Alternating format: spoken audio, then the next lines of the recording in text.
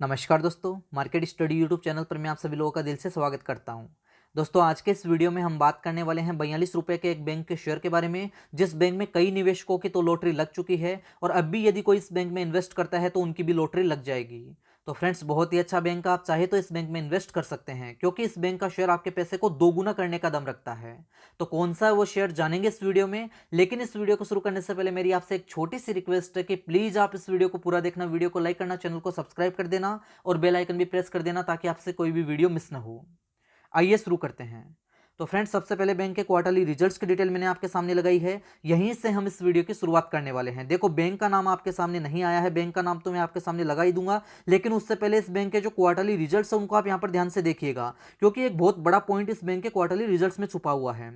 सबसे पहले आप यहां पर ध्यान से देखिए, दिसंबर 2020 बैंक के फाइनेंशियल ईयर 2021 के क्वार्टर 3 के नतीजों की डिटेल, सितंबर 2020 बैंक के फाइनेंशियल ईयर 2021 के क्वार्टर 2 के नतीजों की डिटेल। तो क्वार्टर ऑन क्वार्टर बेसिस के आधार पर नतीजों की डिटेल हो गई। सबसे पहले हम देखते हैं इंटरेस्ट अर्न को। देखो, बैंक के बारे में हम बात कर रहे हैं और बैंकों का काम होता है ब्याज का। तो इस बैंक ने जो ब्याज से आई कमाई क्वार्टर 2 में वो है 4,689 करोड़ रुपए की, जो कि क्वार्टर 3 में घट करके आई है 4,563 करोड़ रुपए की। तो क्वार्टर ऑन क्वार्टर बेसिस के आधार पर इस बैंक के इंटरेस्ट अर्न में यहाँ पर लगभग 2.5% के आसपास की गिरावट दिखाई दे रही है।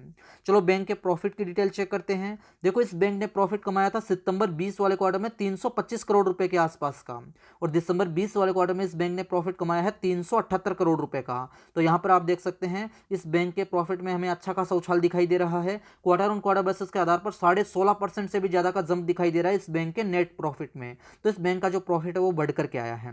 ऑपरेटिंग प्रॉफिट भी आप देख सकते हैं 32.5% का जंप दिखाई दे रहा है बैंक के ऑपरेटिंग प्रॉफिट में। अब हम जो मेन पॉइंट है उस पर बात करेंगे। देखो, इस बैंक के अंदर जो एनपीए की समस्या है वो यहाँ पर बहुत बड़ी दिखाई दे रही है। इसको आप यहाँ पर ध्यान से देखिएगा। देखो, इस बैंक में जो नेट एनपीए थे क्वार्टर 2 में वो थे 2.67% के, जो कि क्वार्टर 3 में कम होकर के आए हैं 1.94% के। तो यहाँ पर नेट एनपीए की स्थिति हमें सुधरती हुई दिखाई दे रही है। ग्रोस एनपीए की डिटेल भी चेक करेंगे। देखो, ग्रोस एनपीए थे क्वार्टर 2 में 25% के। ये यहाँ पर देखिए आप, सबसे बड़ा पॉइंट है इस बैंक के अंदर जो एनपीए की समस्या है वो यहाँ पर बहुत बड़ी है, जो कि क्वार्टर 3 में यहाँ पर कम होकर के आए हैं 23.52% के। तो यहाँ पर नेट एनपीए और ग्रोस एनपीए की स्थिति जो है वो थोड़ी थोड़ी यहाँ पर सुधरती हुई दिखाई दे रही है। ये तो हमने यहाँ पर क्वार्टर ऑन क्वार्टर बेसिस के आधार पर बात की है। अब ईयर ऑन ईयर बेसिस के आधार पर नतीजों की डिटेल भी यहाँ पर मैंने आपके सामने लगा दी है। इस डिटेल को भी आप यहाँ पर ध्यान से देखिएगा। देखो, दिसंबर 2020 बैंक के फाइनेंशियल ईयर 2021 के क्वार्टर 3 के नतीजों की डिटेल और दिसंबर 2019 बैंक के फाइनेंशियल ईयर 2020 के क्वार्टर 3 के नतीजे। तो ये यहाँ per year on year basis के आधार पर नतीजों की डिटेल हो गई। सबसे पहले हम देखेंगे इंटरेस्ट अर्न को, ब्याज से आय को, क्योंकि बैंकों का काम यहाँ पर ब्याज का होता है, बैंक ब्याज का काम करते हैं। देखो, यहाँ पर दिसंबर 19 वाले क्वार्टर में इस बैंक ने ब्याज से आय कमाई थी 4,937 करोड़ रुपए की, और यहाँ पर क्वार्टर 3 में इस बैंक की ब्याज से आय जो है वो कम होकर के आई है 4563 करोड़ रुपए की। तो ईयर ऑन ईयर बेसिस के आधार पर 7.5% की गिरावट दिखाई दे रही है ब्याज से आय के अंदर। प्रॉफिट की डिटेल चेक करते हैं। यहां पर आप ध्यान से देखिएगा। देखो, दिसंबर 19 वाले क्वार्टर में इस बैंक को लॉस हुआ था 5,763 करोड़ रुपए का। इस पॉइंट को आप यहां पर नोट कीजिएगा। देखो, यह बैंक जो है दिसंबर 19 वाले क्वार्टर में लॉस में था, और अभी यहां पर क्वार्टर 3 में इस बैंक को प्रॉफिट हुआ है 378 करोड़ रुपए का। तो यह बैंक जो है वो लॉस से प्रॉफिट में आ चुका है, घाटे से मुनाफे में आ चुका है। ये एक अच्छा पॉइंट है। अब एनपीए की स्थिति भी यहां पर चेक करेंगे। देखो, ईयर ऑन ईयर बेसिस के आधार पर अगर आप एनपीए की स्थिति देखेंगे तो यहां पर एनपीए की स्थिति जो है वो आपको यहां पर बहुत ज्यादा सुधरती हुई दिखाई देगी। सबसे पहले नेट एनपीए की स्थिति चेक करते हैं। 5.25% के थे, जो कि कम होकर के आए हैं 1.94% के। तो यहां पर नेट एनपीए की स्थिति जो है यहां पर भयंकर तरीके से सुधरी है। ग्रोस एनपीए भी चेक करते हैं। 28.72% के थे, जो कि कम होकर के आए हैं 23.52% के। लेकिन अभी भी यहाँ पर एनपीए की स्थिति जो है यहाँ पर हमें थोड़ी बहुत डरावनी लग रही है। अभी भी एनपीए जो है इस बैंक में यहाँ पर बहुत ज़्यादा दिखाई दे रहे हैं। तो फ्रेंड्स, इस बैंक का नाम मैं आपके सामने लगा रहा हूं, और इसके अंदर एक खबर भी निकल करके आई थी जिसकी वजह से इस बैंक के शेयर में हमें यहाँ पर फ्राइडे वाले दिन बहुत ही भयंकर जंप देखने को मिला। तो कौन सी है वो खबर, उस खबर की डिटेल भी मैं आपके सामने लगा रहा हूं, ध्यान से आप देखिएगा। देखो, बैंक का नाम आपके सामने आ चुका है। आईडीबीआई बैंक के बारे में हम बात कर रहे हैं। द इकोनॉमिक टाइम्स की ये न्यूज़ है, इस न्यूज़ को आप ध्यान से देखिएगा। देखो, IDBI bank shares close nearly 10% higher after removal from RBI PCA framework. देखो आरबीआई के पीसीए फ्रेमवर्क से हटाने के बाद आईडीबीआई बैंक के शेयर में हमें 10% से भी अधिक का यहाँ पर उछाल देखने को मिला है। फ्रेंड्स, ये पीसीए फ्रेमवर्क क्या होता है? देखो, पीसीए की फुल फॉर्म होती है prompt corrective action. Prompt corrective action PCA एक ऐसा सिस्टम होता है जिसमें आरबीआई कमजोर वित्तीय तंत्र वाले बैंकों को अपनी निगरानी के अंदर रखता है, अपनी नजर के अंदर रखता है। अगर आरबीआई को लगता है कि बैंक में यहाँ पर एनपीए बहुत ज्यादा हो गए हैं, एनपीए की समस्या यहाँ पर बढ़ गई है, उधार जो दिया गया है वो वापस नहीं आ रहा है, तो आरबीआई उस बैंक पर अपनी आरबीआई जो है उस बैंक पर यहाँ पर एक्शन लेता है, उस पर निगरानी रखता है और उस बैंक को पीसीए के अंदर डाल देता है, पीसीए के अंदर डाल देता है। तो ये जो आईडीबीआई बैंक है पिछले 4 साल से पीसीए के अंदर था, क्योंकि इसके अंदर एनपीए की समस्या यहाँ पर बहुत बड़ी समस्या थी। पीसीए के अंदर डालने का मतलब हो गया कि यहाँ पर आरबीआई ने इस बैंक का जो कारोबार है वो यहाँ पर सीमित कर दिया। बैंक यहाँ पर ज़्यादा लोन नहीं बांट सकता है, एक सीमित दायरे के अंदर यहाँ पर बैंक काम कर सकता था। लेकिन अभी यहाँ पर आप देख सकते हैं बैंक आरबीआई ने ये जो पीसीए फ्रेमवर्क से इस बैंक को यहाँ पर हटा दिया है, जिसकी वजह से फ्राइडे वाले दिन हमें यहाँ पर इस बैंक में 10% तक का उछाल देखने को मिला है। चलो और डिटेल भी यहाँ पर मैं आपके सामने लगाऊंगा, देखिए यहाँ पर ध्यान से देखिएगा। देखो, shares of IDBI bank on Friday close with nearly 10% gain after RBI removed the lender from its enhanced regulatory supervision और प्रॉम्प्ट करेक्टिव एक्शन। देखो, पीसीए का जो फुल फॉर्म है वो है prompt corrective action framework after a gap of nearly 4 year. देखो, 4 सालों के बाद यहाँ पर आरबीआई ने इस बैंक आईडीबीआई बैंक में यहाँ पर पीसीए फ्रेमवर्क को हटा दिया है, जिसकी वजह से फ्राइडे वाले दिन इस बैंक में हमें यहाँ पर 10% तक का यहाँ पर प्रॉफिट देखने को मिला है। यहाँ पर और डिटेल्स भी आपके सामने, ध्यान से आप देखिएगा। The stock started on positive note and jumped 17.12% to ₹44.80 on BSE during the day. देखो, यहाँ पर यह बैंक का शेयर जो है 17.12% की तेजी के साथ यहाँ पर ₹44.80 पर पहुंच गया था फ्राइडे वाले दिन। It finally close 42 A gain of 9.80%। देखो, 9.80% की तेजी के साथ में यहाँ पर यह बैंक जो है उसने फ्राइडे वाले दिन ₹42 पर क्लोजिंग दी है। अगर आप एनएससी पर भी देखेंगे तो एनएससी पर यह जो बैंक क्लोज हुआ है ₹42 पर हुआ है, 9.80% की तेजी के साथ में। और यहाँ पर ड्यूरिंग द डे यहाँ पर हमें दिन के अंदर ₹45 तक की इसमें तेजी देखने को मिली थी, और जो कि यहाँ पर आप देख सकते हैं 17.64% के उछाल के साथ में यहाँ पर यह शेयर जो है ₹45 पर पहुंच चुका था। अभी यहाँ पर फ्राइडे वाले दिन इस बैंक ने जो क्लोजिंग दी है वो ₹42 पर दी है। तो अच्छी खासी रैली हमें यहाँ पर देखने को मिली है, क्योंकि आरबीआई ने इस बैंक को पीसीए से बाहर निकाल दिया है। और डिटेल भी मैं आपके साथ यहाँ पर शेयर करने की कोशिश करूंगा। देखो, एनएससी की वेबसाइट पर मैं आपको लेके आया हूँ, और आईडीबीआई बैंक के अंदर फ्राइडे वाले दिन जो कारोबार हुआ है उसकी डिटेल आपके सामने है। देखो, फ्राइडे वाले दिन इसने जो क्लोजिंग दी है वो दी है ₹42 पर। तो अभी इसका जो करंट मार्केट प्राइस है वो ₹42 का है। लास्ट ट्रेडेड प्राइस भी आप यहां पर देख सकते हैं, ₹42 का है। ₹3.75 की तेजी दिखाई दे रही है, लगभग 10% के आसपास का उछाल दिखाई दे रहा है। देखो, इसका प्रीवियस क्लोज था ₹38.25 का, और फ्राइडे वाले दिन यह है यहाँ पर गैप अप ओपनिंग हुई है इसकी, आप देख सकते हैं बहुत ही शानदार तेजी के साथ में। यहाँ पर लगभग ₹7 की तेजी के साथ में खुला था ₹45 पर। दिन का हाई भी इसने ₹45 का बनाया, दिन का लो बना दिया था ₹41.30 का, और क्लोजिंग दी है यहाँ पर इसने ₹42 पर।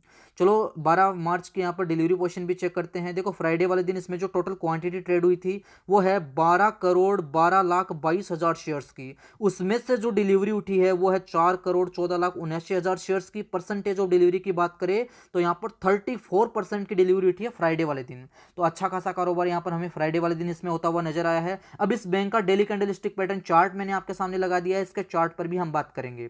देखो, आईडीबीआई बैंक लिमिटेड के बारे में हम बात कर रहे हैं, और इस बैंक का डेली कैंडलस्टिक पैटर्न चार्ट आपके सामने है। फ्रेंड्स, आपको पता हो तो यहाँ पर एलआईसी ने अभी कुछ समय पहले आईडीबीआई बैंक के अंदर 51% का स्टेक लिया था। 51% का स्टेक लिया था। उस टाइम इस बैंक का शेयर जो है वो 65-70 के आसपास ट्रेड हो रहा था। उसके बाद इस बैंक के शेयर में हमें बहुत ही भयंकर गिरावट देखने को मिली। फिर यहाँ पर कोविड-19 क्राइसिस के बाद यहाँ पर इसमें हमें गिरावट देखने को मिली, और यह बैंक का शेयर जो है लगातार गिरता गया, और यहाँ पर आकर के इसने एक लो बनाया है। तो इस कैंडल पर हम बात करेंगे। ये यहाँ पर आपको जो कैंडल दिखाई दे रही है ये 13 मार्च 2020 के कारोबार की कैंडल है। आज से लगभग 1 साल पहले की ये कैंडल है, और इस दिन इसने लो बनाया था यहाँ पर ₹17.25 का। देखो आईडीबीआई बैंक का शेयर जो है वो यहाँ पर 65-70 रुपए से गिर करके 17 रुपए पर आ चुका था। एक तो जब एलआईसी ने इसमें 51% का स्टेक लिया था तब भी हमें इसमें बहुत भयंकर गिरावट देखने को मिली। फिर यहाँ पर कोविड-19 क्राइसिस की वजह से भी यहाँ पर इस बैंक में हमें यहाँ पर थोड़ी बहुत गिरावट देखने को मिली, प्रेशर देखने को मिला और इसने यहाँ पर लो बना दिया 17 रुपए 85 पैसे का, जो कि इसका 52 वीक का लो भी है। ये बात भी आपको ध्यान में रखनी चाहिए। फिर यहाँ पर अगर आप देखेंगे तो कुछ दिनों के कंसोलिडेशन के बाद यहाँ पर बहुत ही जबरदस्त तेजी इसमें देखने को मिली। 5-7 कैंडल तो आपको यहाँ पर दिखाई देगी, सभी के सभी तेजी की कैंडल है। फिर यहाँ पर 10-12 कैंडल आप यहाँ पर भी देख सकते हैं, ये भी सभी के सभी तेजी की कैंडल है। तो 17 रुपए से इसने दौड़ना स्टार्ट किया, लगातार इसमें तेजी जारी रही और यहाँ पर आकर के इसने एक हाई बनाया है। तो ये यहाँ पर आपको जो कैंडल दिखाई दे रही है ये 7 जुलाई 2020 के कारोबार की कैंडल है और 7 जुलाई 2020 को ये शेयर जो है 17 रुपए 25 पैसे से दौड़ करके यहाँ पर 56 रुपए 20 पैसे पर पहुंच चुका था। मतलब ये यहाँ पर 56 रुपए 20 पैसे का आपको जो हाई दिखाई दे रहा है ये अभी का इसका 52 वीक का हाई भी है। तो 52 वीक का हाई बनाने के बाद इसमें हमें वापस से गिरावट देखने को मिली, वापस से थोड़ी बहुत तेजी आई, फिर से इसमें गिरावट आई। तो आप देख सकते हैं गिरावट आई, तेजी आई, वापस से इसमें गिरावट देखने को मिली और यहाँ पर आकर के फिर से इसने एक सपोर्ट लिया है। तो ये यहाँ पर आपको जो कैंडल दिखाई दे रही है इस कैंडल पर भी हम बात करेंगे। देखो ये कैंडल है 25 जनवरी 2021 के कारोबार की, इसी ईयर की कैंडल है, जनवरी वाले महीने की। और जनवरी वाले महीने में इसने जो लो बनाया है वो मैं आपके सामने लिख रहा हूं 26 रुपए 35 पैसे का। 26 रुपए 35 पैसे का लो बनाने के बाद यहां से इसमें धीरे धीरे वापस से हमें तेजी बनना स्टार्ट हुई, क्योंकि यहां पर 1 तारीख को जब यहां पर बजट पेश हुआ तो उसमें भी यहां पर आईडीबीआई बैंक से रिलेटेड कुछ खबरें निकल करके आई थी, प्राइवेटाइजेशन से रिलेटेड भी यहां पर हमें खबरें देखने को मिली, जिसकी वजह से यहां पर यह शेयर दौड़ा। फिर अगर आप यहां पर देखेंगे तो ये आपको 10-12 जो कैंडल दिखाई दे रही है सभी की सभी तेजी की कैंडल है। लेकिन ये जो लास्ट वाली आप कैंडल देख पा रहे हैं ये यहाँ पर फ्राइडे वाले दिन के कारोबार की कैंडल है। फ्राइडे वाले दिन जब यहाँ पर खबर निकल करके आई कि आरबीआई ने आईडीबीआई बैंक को पीसीए से बाहर निकाल दिया है तो इस बैंक में हमें अच्छा खासा उछाल देखने को मिला। तो इस कैंडल पर भी हम बात करेंगे। यहाँ पर इसने एक हाई बनाया है। देखो ये कैंडल है 12 मार्च 2021 के कारोबार की, मतलब फ्राइडे वाले दिन के कारोबार की कैंडल है। कल सैटरडे हो गया जिसकी वजह से बाजार बंद था और आज संडे होने की वजह से बाजार बंद है। तो फ्राइडे वाले दिन इसने जो हाई लगाया है वो है 45 रुपए का, लो बनाया था इसने 41.30, मतलब 41 रुपए 30 पैसे का, और क्लोजिंग जो दी है इसने वो दी है यहाँ पर 42 पर। तो अभी का इसका जो करंट मार्केट प्राइस है वो यहाँ पर 42 का है, 42 रुपए का है।